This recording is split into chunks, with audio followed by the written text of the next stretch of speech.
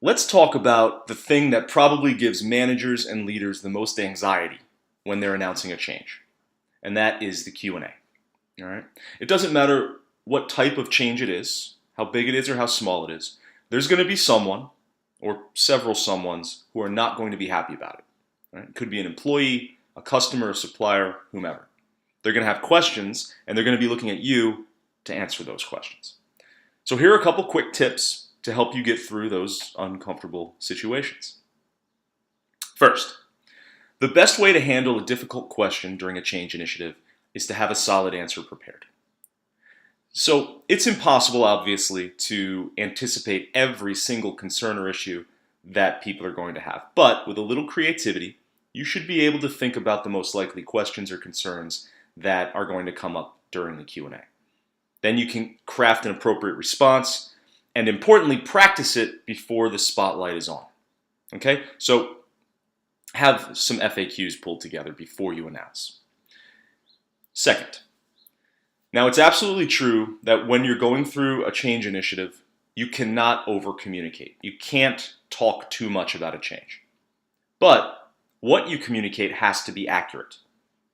You can't divulge information that's not ready to be shared. It's going to get you fired.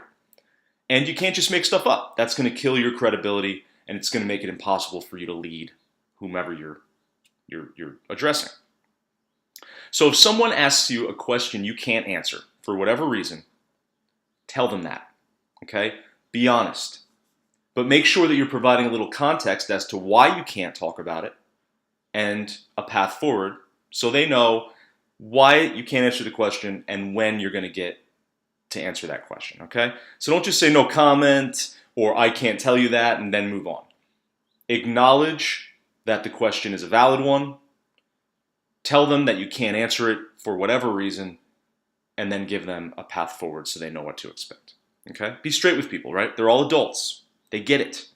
And they'll thank you in the long run for your candor. And then lastly, make sure that before you start talking about a change, you are able to clearly articulate the basics, all right? Why are you making a change in the first place?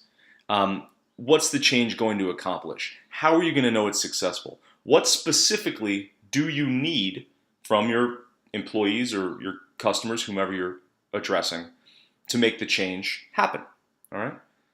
Adults, in general, in my experience, typically aren't too fond of just like working really hard for no reason at all. Kids aren't either, honestly. All right. If you want to keep them motivated, you want to keep them aligned, just give them a good, clear vision of what's happening and why and what you need from them. It's simple stuff, but it's going to go a long way to making that change successful. Okay. So there you have it. A few tips to help you navigate that Q&A minefield next time you announce a change. Hopefully lessen some of that anxiety. For lots and lots of additional tips, just like this, you can go to leanoutcommunications.com, sign up for our 3 Things newsletter.